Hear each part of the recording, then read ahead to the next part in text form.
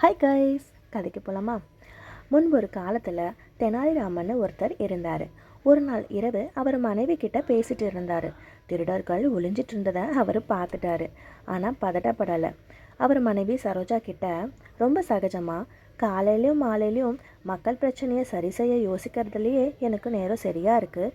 தோட்டத்தில் தண்ணி விடுறதுக்கு கூட எனக்கு நேரமே கிடைக்க மாட்டேங்குது.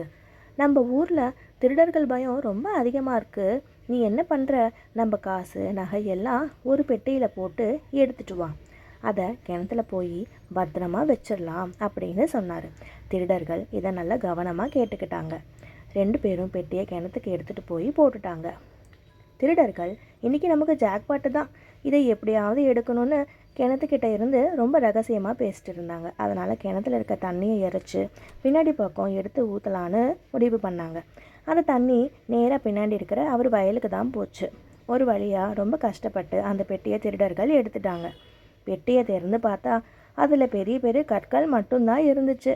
இதுக்காடா நம்ம இவ்வளோ தூரம் கஷ்டப்பட்டோம், இனிமேலாவது வேலை செஞ்சாவது சம்பாதிக்கணும், திருடக்கூடாது அப்படின்னு முடிவு பண்ணி ஓடிட்டாங்க. தெனாலிராமன் இவர்களுக்கு சரியான பதிலடி கொடுத்துட்டாரு.